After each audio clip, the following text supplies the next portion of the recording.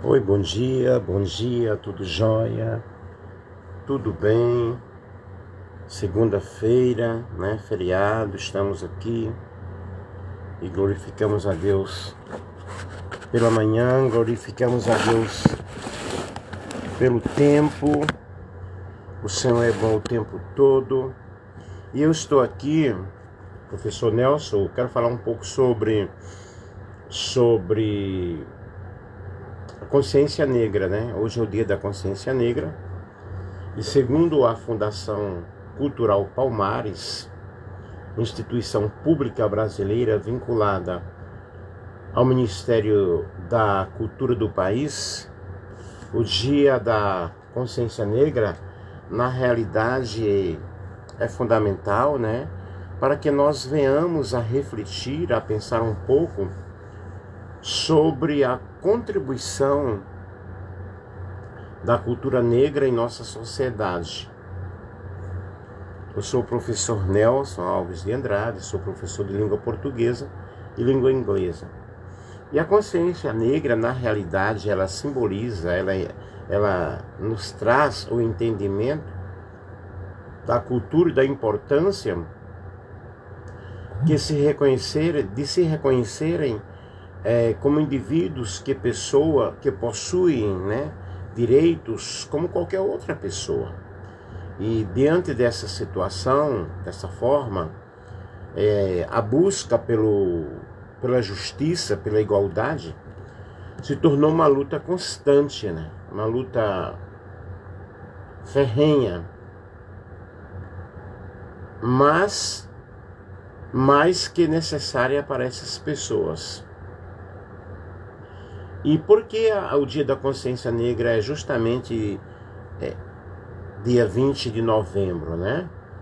A data é conhecida como Dia da Consciência Negra e faz parte do calendário escolar desde 2003, quando justamente há 20 anos a Lei Federal 10.639 instituía o ensino de História e Cultura Afro-Brasileira nas escolas. Isso é muito importante, é muito interessante, para que nós venhamos a compreender, a entender esse processo, né? Se bem que não é simplesmente um dia que vai tornar o indivíduo consciente do respeito, né, à etnia afro, porém todos os dias, né? Mas foi celebrado, né? Foi concordado aí um dia para que fosse celebrado, para que fosse falado. Isso é muito importante. Foi em 10 de novembro de 2011 que o governo oficializou a data como Dia Nacional de Zumbi e Dia da Consciência Negra pela Lei 12.519, como explica o site do Ministério da Cultura do Brasil. A lei, no entanto, não considerou o dia como feriado nacional, mas desde então algumas cidades, alguns estados, né, do país têm incorporado essa data como feriado e também realizado ações assim que trazem a lembrança, que trazem a conscientização sobre esse assunto. E eu moro em Valparaíso e antes, aqui no caso, não era feriado, porém agora foi decretado feriado. E estamos aí, neste exato momento, falando sobre o Dia da Consciência Negra. A data remota a um fato histórico importante do século XVII. Eu sou professor de língua portuguesa, como já falei, porém estou falando sobre esse assunto histórico. A escolha de 20 de novembro é justamente a referência à morte de Zumbi dos Palmares, homem negro pernambucano, que nasceu livre e foi escravizado aos 6 anos de idade. E justamente nesse dia foi o falecimento dele no ano de 1695. Zumbi foi a liderança mais conhecida no chamado Quilombo, né, Quilombo dos Palmares, que se localizava na Serra da Barriga, no interior de Alagoas. Isso segundo o site do MEC. A vida desse grande herói, desse grande homem, pela liberdade do povo negro, a resistência tão forte, né, a opressão, a escravidão, fizeram de Zumbi um símbolo para a população negra e para a nossa sociedade brasileira. O que nós podemos perceber na realidade, por que se comemora esse dia, né?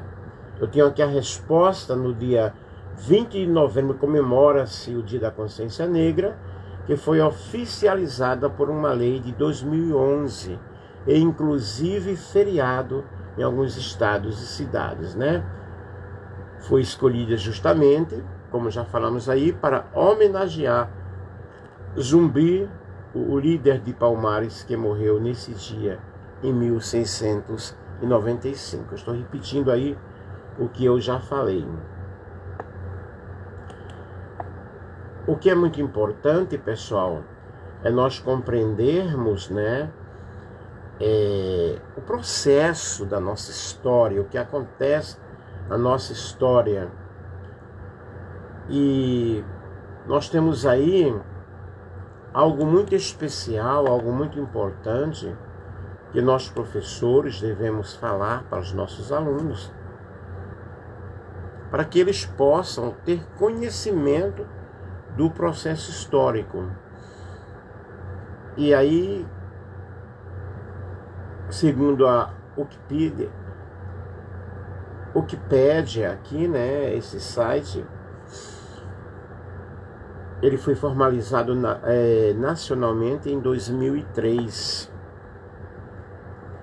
Foi algo assim muito forte e uma data muito comemorativa. Aqui nós temos, embora seja feriado nacional, foi oficializado como tal em mais de 1000 cidades e 6 estados brasileiros: Alagoas, Amazonas, Amapá, Mato Grosso, Rio de Janeiro, São Paulo, etc. Nessa ocasião é dedicada à reflexão sobre o valor, sobre a contribuição da comunidade negra, né, afro, para o Brasil. Em contraposição ao 13 de maio, data da assinatura da Lei Áurea pela princesa Isabel, o dia 20 de novembro foi proposto na década de 1970 pelo grupo Palmares, em referência ao dia atribuído a Zumbi dos Palmares, né? Ele lutou bastante e hoje comemora-se, né? Fala-se muito sobre isso. E 2 anos depois da primeira celebração, o questionamento do grupo gaúcho virou notícia nacional. Esse foi o primeiro mais glorioso momento da história do povo negro no Brasil.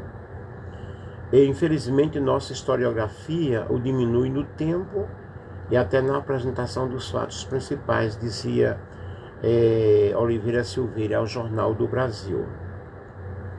Em 1978, o Dia Nacional da Consciência Negra foi divulgado em um manifesto do Movimento Negro Unificado.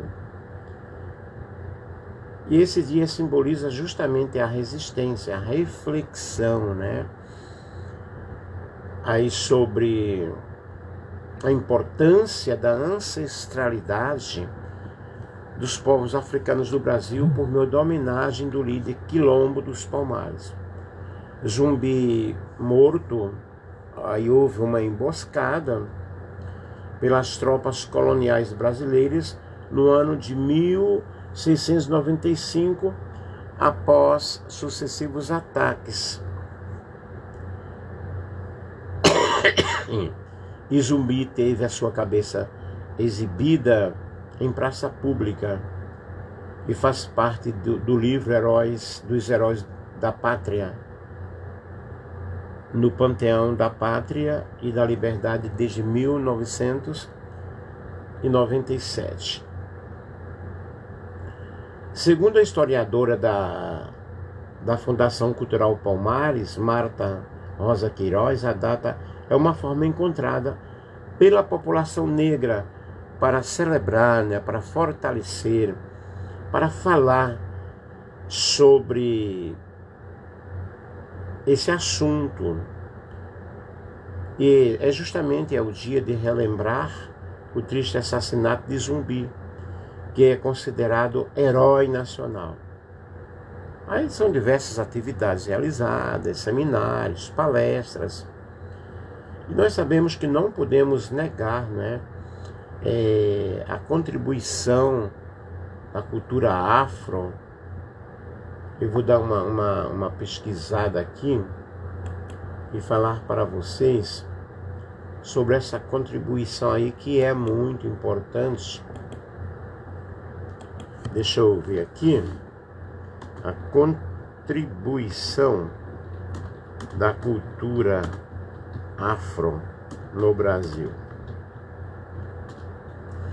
E nós ensinamos, né, principalmente em literatura portuguesa e brasileira, literatura afro, como professor de língua portuguesa, nós ensinamos aos nossos alunos do ensino médio principalmente sobre a influência africana no Brasil. E são os diversos os aspectos dessa influência. Já no ensino fundamental, já pincelamos, já mostramos, principalmente em artes, né? E fazemos algum trabalho, alguma situação referente a essa situação.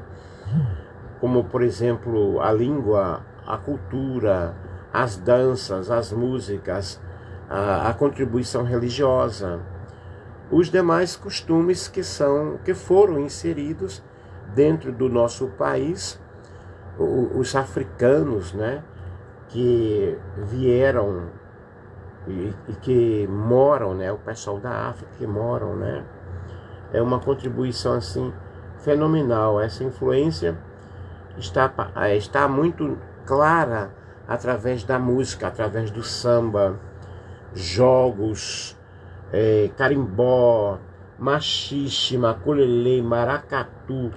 Eles utilizam instrumentos variados, com destaque para o afoxê, o atabaque, o berimbau, o tambor.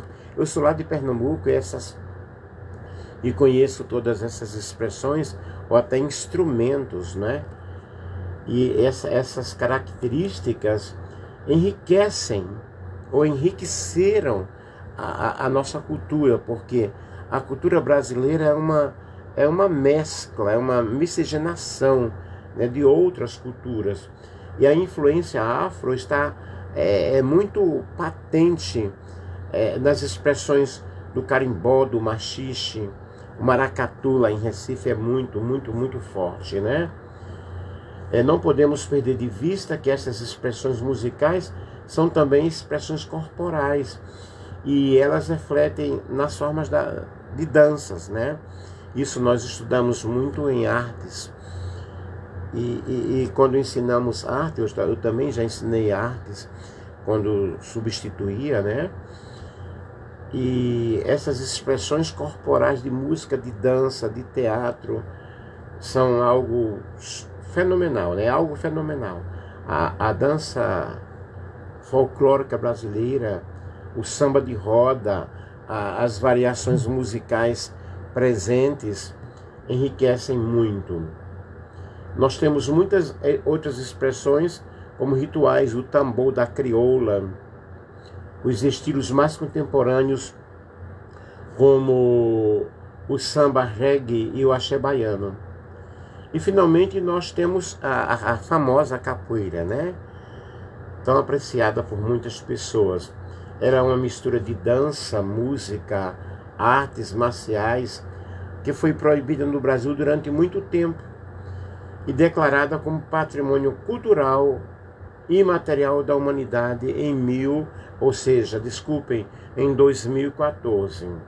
E na culinária nós temos esse elemento fenomenal, maravilhoso, e através da cultura afro-brasileira, ela introduziu as panelas de barro, o leite de coco, o feijão preto, o quiabo.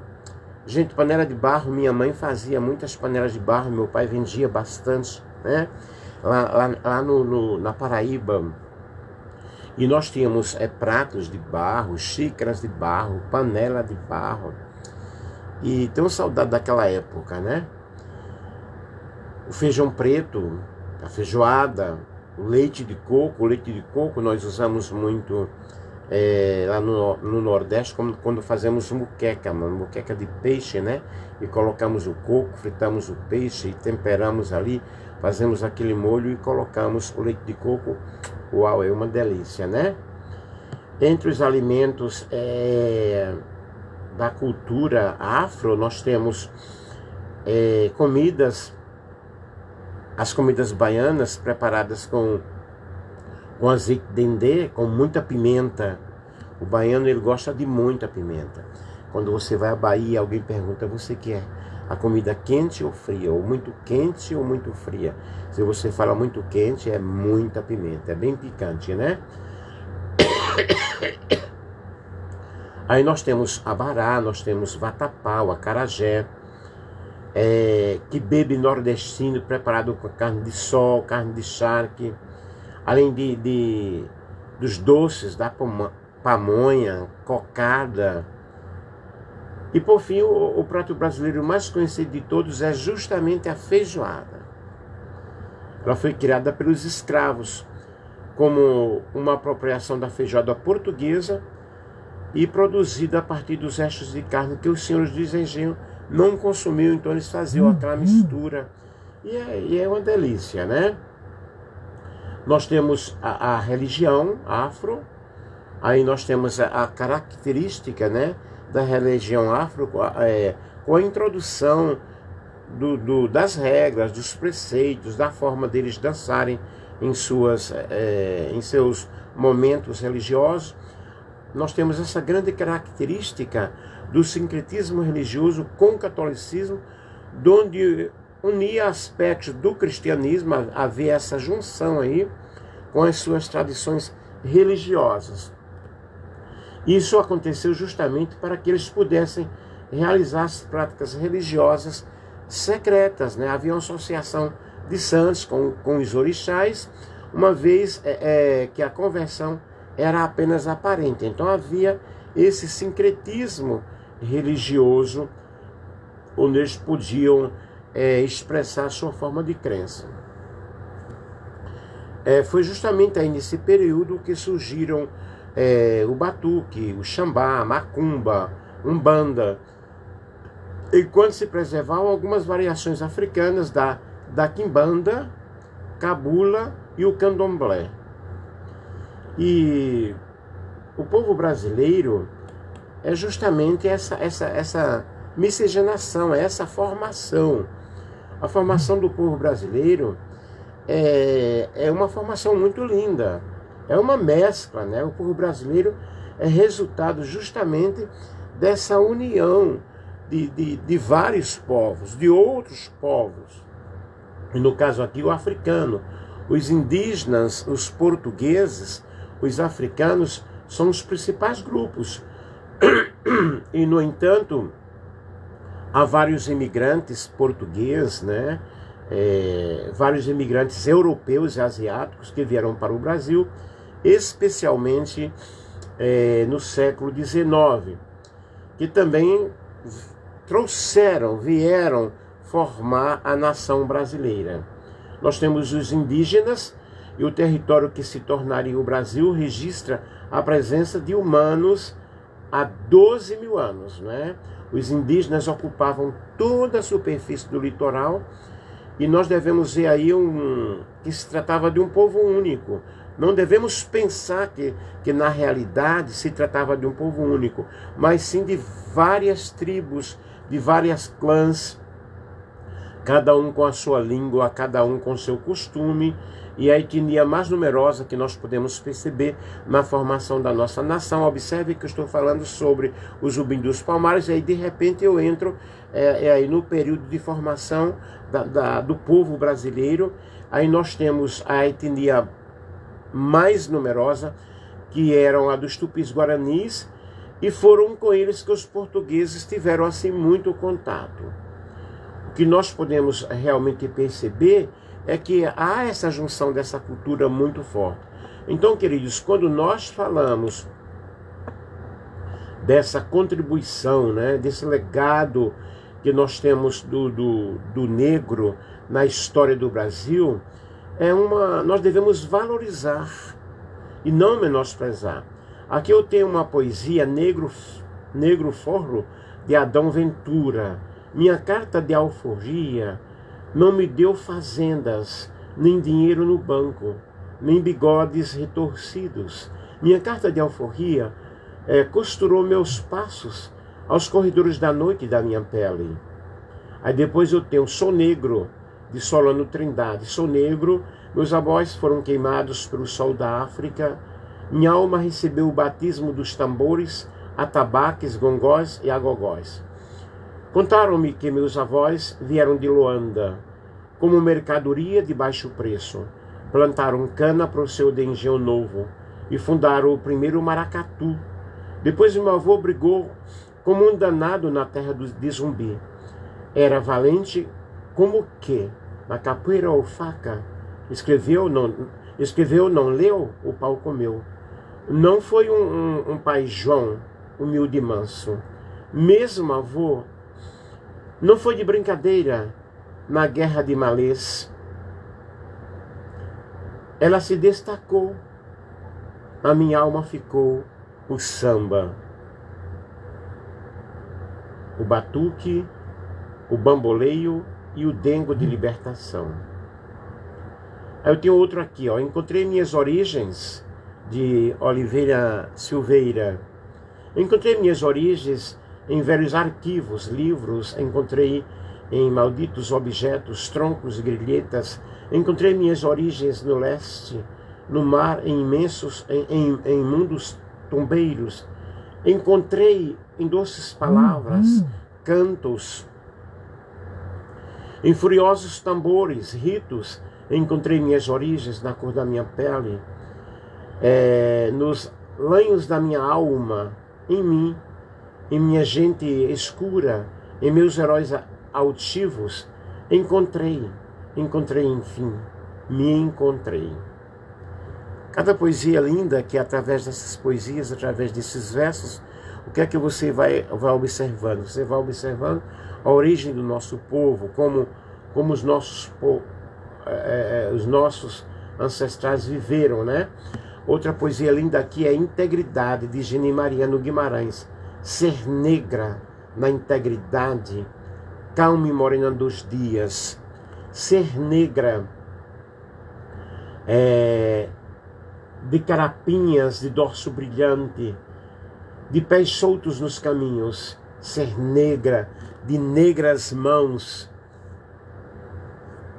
de negras mamas, de negra alma. Ser negra nos traços, nos passos, da sensibilidade negra. Ser negra do verso e reverso, do choro e riso, de verdades e mentiras, como todos os seres que habitam a terra. Negra, puro afro-negro, puro afro-sangue negro, saindo aos jorros por todos os poros. Vejam que poesia linda, né? Ou poesias maravilhosas que enaltecem, que contam a nossa história, que falam de um passado, né? Então, justamente no Dia da Consciência Negra, eu estou aqui dizendo para vocês que estão me ouvindo ou que me ouvirão, que esse dia é um dia em que nós devemos realmente celebrar ou mostrar aos nossos filhos, passar para a nossa sociedade que é chegada a hora de tirar nossa nação das trevas da injustiça social. Uma frase de Zumbi dos Palmares. E mostrarmos para a nossa sociedade o quanto a contribuição desse pessoal lindo, maravilhoso, de uma pele linda, de dentes lindos, de músicas maravilhosas, de comidas, de dança, que eles tiveram a sua contribuição para a formação da nossa cultura. Aqui eu tenho uma frase da Rosa Parks. Era uma pessoa com dignidade e respeito próprio. E não deveria me considerar pior que qualquer outra pessoa só porque era negra. Rosa Parks, né? Deixa eu ver outra frase aqui de Nelson Mandela. Ninguém nasce odiando outra pessoa pela cor de sua pele, por sua origem ou ainda por sua religião. Para odiar as pessoas, preciso aprender, e se pode aprender a odiar. Elas podem ser ensinadas a amar. Uma frase assim muito importante, né? E ninguém nasce odiando outras pessoas. Aí há um aprendizado, mas conforme nós vamos ensinando para os nossos filhos, passando de geração para geração, porque nós vemos que a história da nossa escravidão é uma história muito triste. Muito, muito, muito triste. E aqui de Jamila Ribeiro, minha luta diária é para ser reconhecida como sujeito. Impor minha existência numa sociedade que insiste em negá-la. É necessário, pessoal, que nós venhamos a refletir, não é?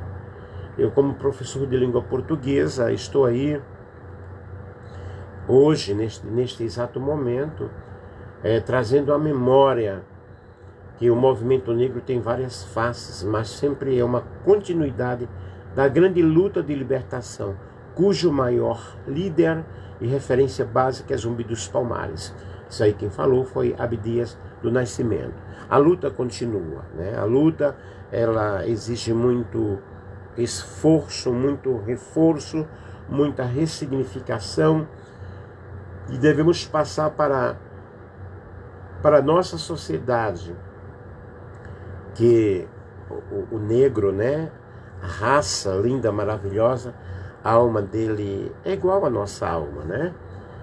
E aqui o Martin Luther King disse: eu tenho um sonho que meus 4 pequenos filhos um dia viverão em uma nação onde não serão julgados pela cor da pele, mas pelo conteúdo do seu caráter. Que frase linda, né?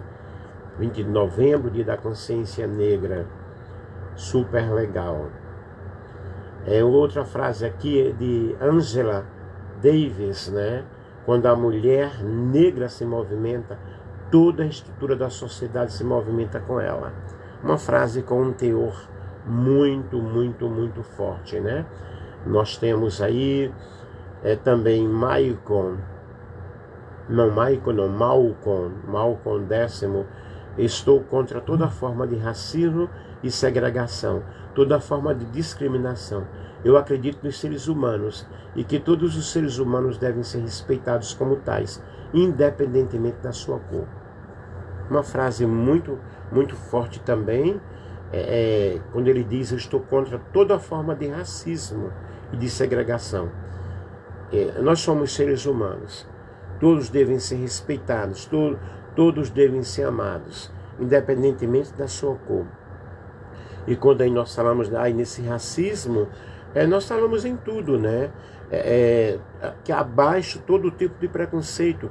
Infelizmente, nós vivemos em uma sociedade brasileira onde impera muito preconceito, né? Muito preconceito de cor, preconceito religioso. Eu aproveito aqui para abrir esse parênteses para dizer não a todo tipo de preconceito.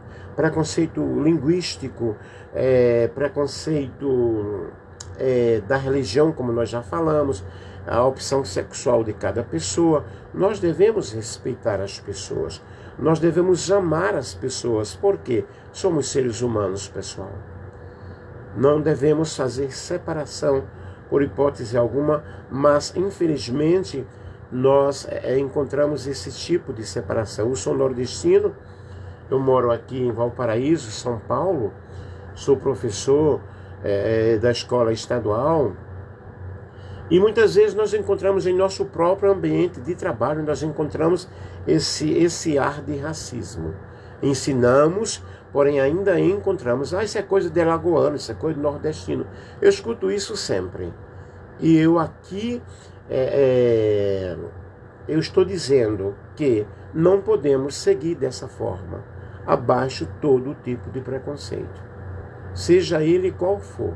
Devemos aceitar as pessoas e respeitar as pessoas, porque ninguém é melhor do que ninguém. Vocês observem aí nessa luta tão grande, nessa formação do nosso povo brasileiro. E hoje, esse dia da consciência negra, nós devemos pensar, refletir e ensinar, né?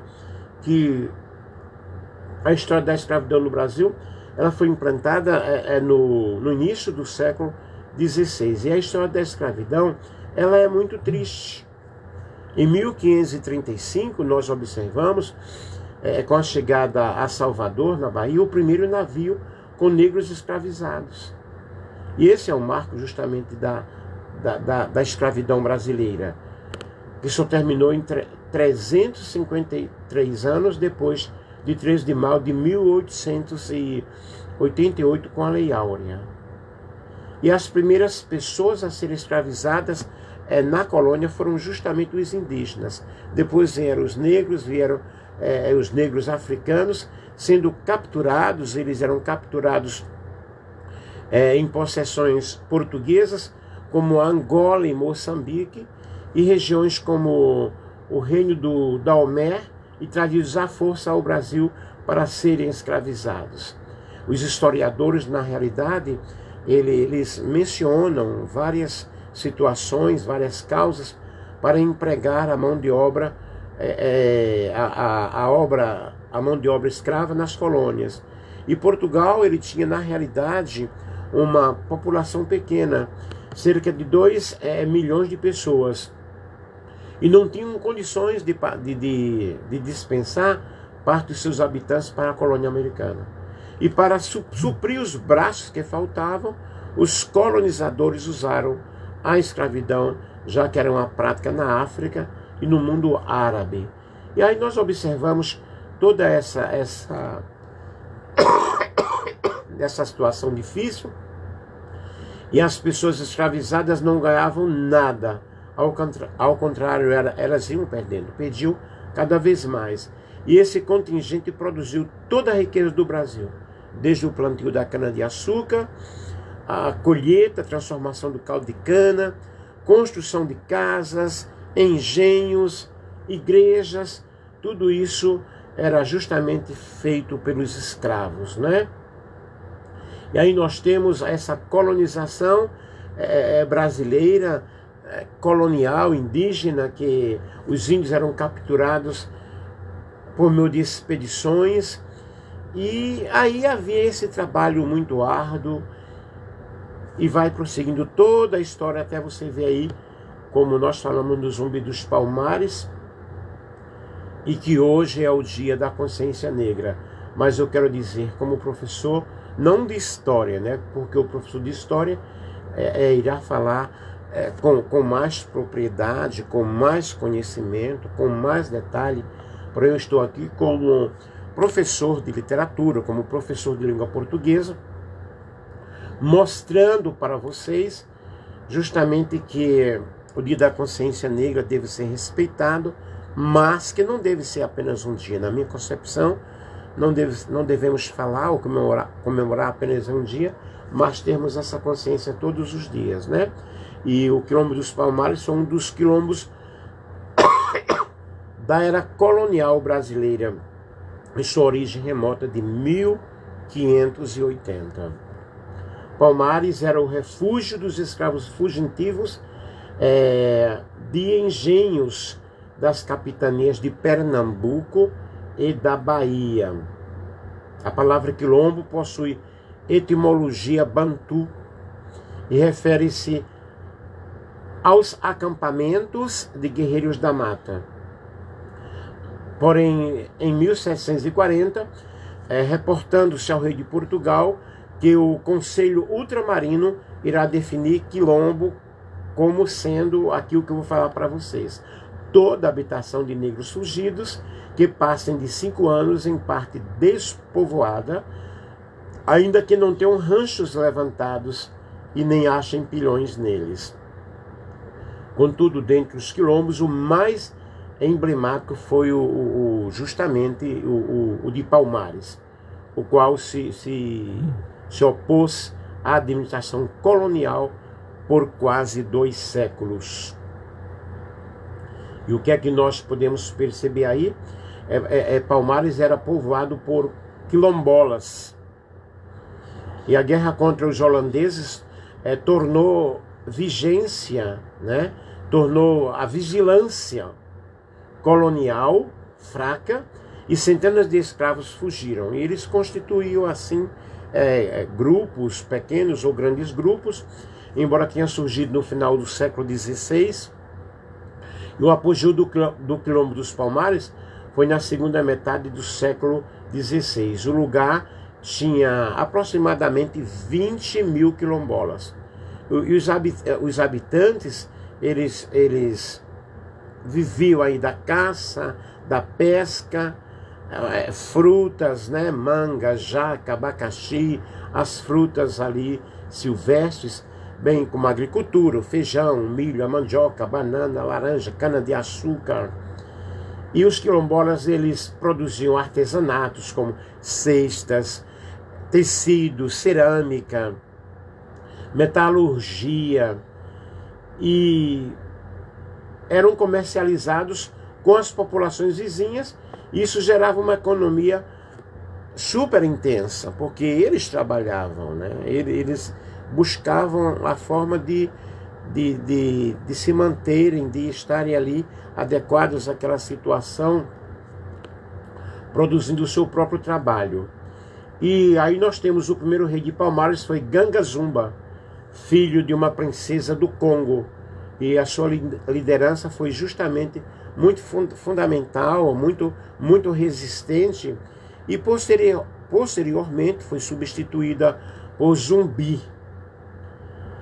E havia uma diferença entre o status dos quilombolas, e nós podemos ver aí que eles eram divididos entre aqueles que chegavam aos quilombos pelos próprios meios, né, e lutavam, batalhavam, e aqueles que por incursões de guerrilha, desconsiderados e indicados para o trabalho ali da agricultura, para o trabalho que era muito mais pesado.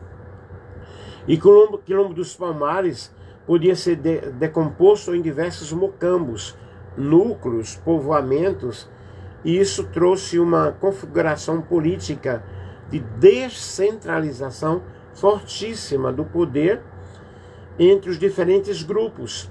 E em Palmares aí nós vamos encontrar também justamente a escravidão, e no entanto eram semelhantes ao que acontecia justamente entre os brancos da Europa na Alta Idade Média, que era justamente uma escravidão em um aspecto diferente, em um aspecto menos degradante. E o Quilombo dos Palmares foi o porto seguro para os escravos quando eles escapavam das fazendas da região, né? E aí nós vemos muito aí na região de Alagoas, como nós falamos aí no início.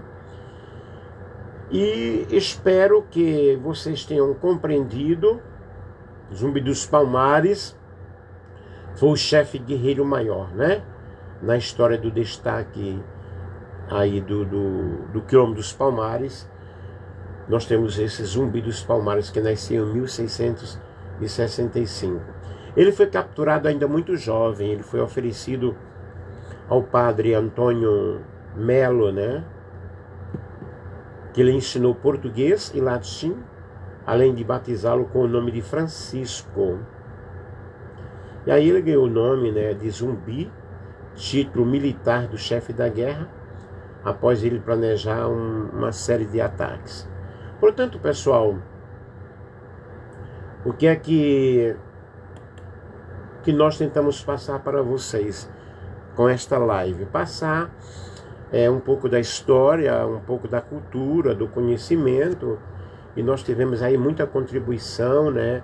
Profissionais liberais, artistas, atletas, ativistas políticos, e nós temos muitas pessoas que se destacaram na realidade aí em nossa história. Nós temos vários nomes, eu estou aqui até dando uma olhada, vários nomes que se destacaram.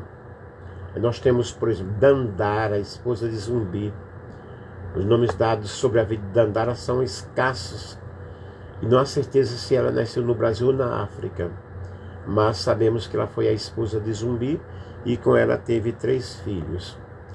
Nós temos aqui o Aleijadinho, escultor e arquiteto, filho de um arquiteto português e de sua escrava Antônio Francisco Lisboa. O Aleijadinho foi alforriado pelo pai, cresceu no ambiente de arte, depois de ele receber uma grande educação, né? Deixa eu ver, Teresa de Benguela, rainha dos quilombos de Caritetê. Foi a rainha do quilombo de Caritetê, no Mato Grosso. Mestre Valentim da Fonseca e Silva, mais conhecido como Mestre Valentim. Era filho de um contratador de diamantes e uma negra, nasceu em Cerro, Minas Gerais.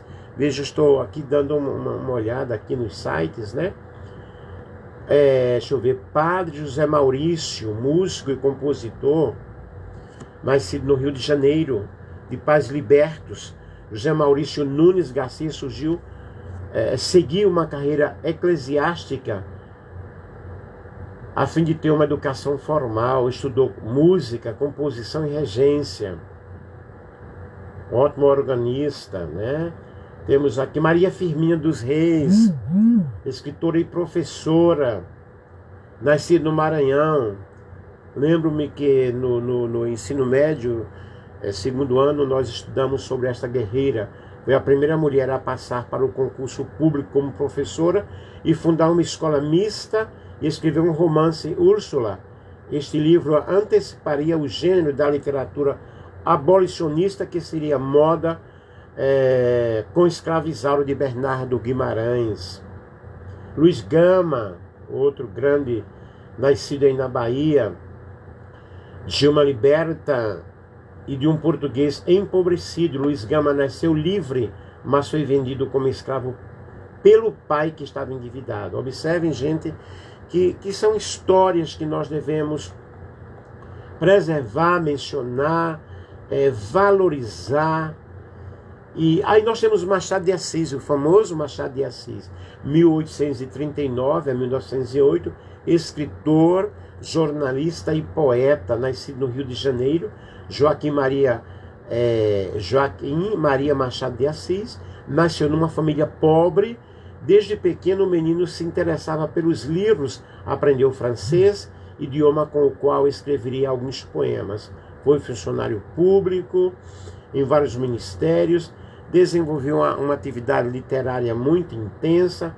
E nós temos aí Dom Casmurro, Memórias Póstumas de Brás Cubas, fundou a Academia Brasileira de Letras, foi seu presidente aí. Nós estudamos muito sobre Machado de Assis. Amo ensinar sobre Machado de Assis, né?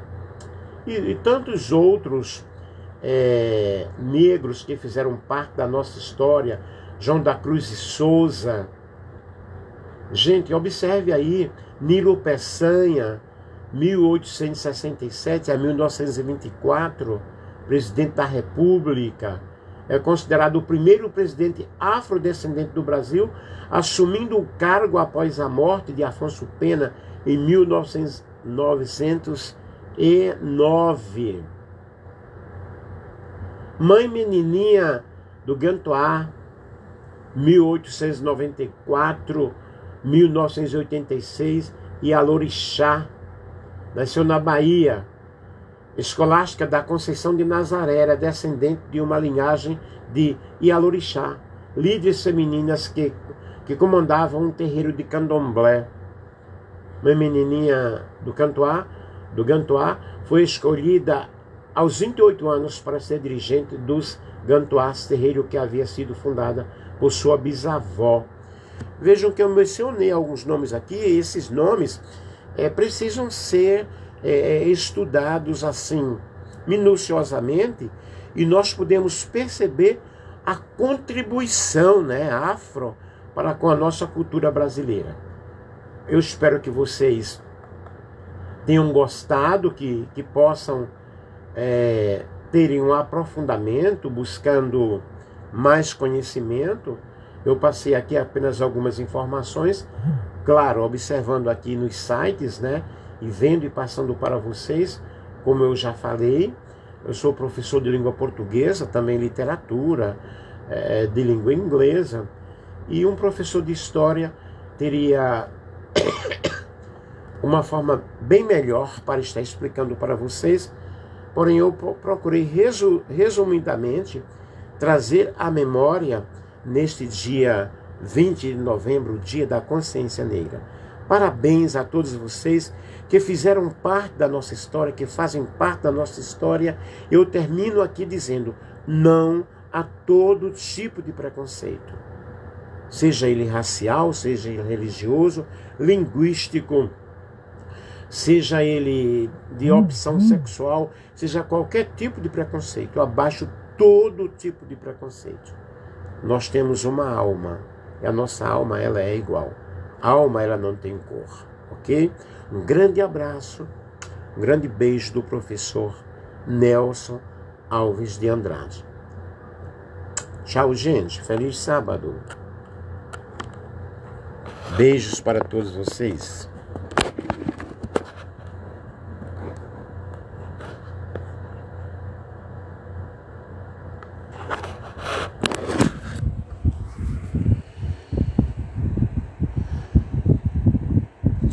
Beijos, pessoal.